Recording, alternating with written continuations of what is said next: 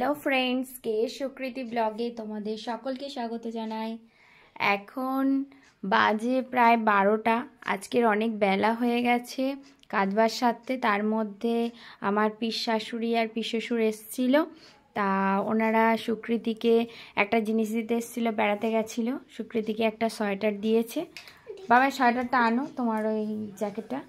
আর এদিকে ওরা চলে গেল। তারপর একটু মাছ নিয়ে এসেছিলো একটা দাদা, তা মাছটা নিলাম।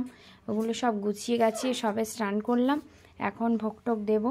এই যে সুকৃতিকে এই সোয়েটারটা দিয়ে গেছে। আর কেক তৈরি করে পিসামশাইদের বাড়ির ওখানে কেক তৈরির কারখানা রয়েছে, ওখানে কেক করে প্রত্যেক বছরই পিসামশাইরা পাঠিয়ে দেয়। আমাদের যাওয়ার কথা ছিল, কিন্তু আমার পরীক্ষা ছিল রবিবার, আর রবিবার রাত থেকে আমার খুব শরীরটা খারাপ ছিল, গ্যাস হয়ে খুব প্রবলেম হয়ে গেছিলো।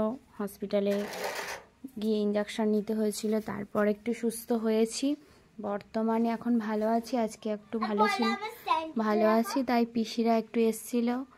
ওই এখানে একটু দরকার ছিল, আর একেবারে আমাকে একটু দেখে গেল। আর সুকৃতি এখন খেলা করছে। এবার আমরা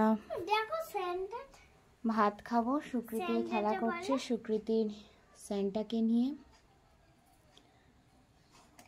তোমাদের পরীক্ষা কেমন হলো কমেন্টে অবশ্যই জানিও।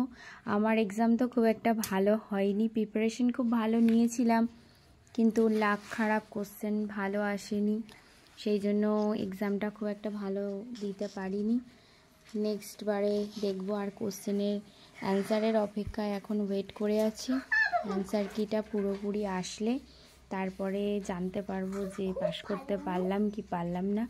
এখন তো যে অ্যান্সার কিগুলো দেখাচ্ছে তার মধ্যে প্রায় প্রত্যেকটা পার্টেই 4-5টা করে কোশ্চেনের অ্যান্সার ওরা দিচ্ছে না, কনফিউজড আছে।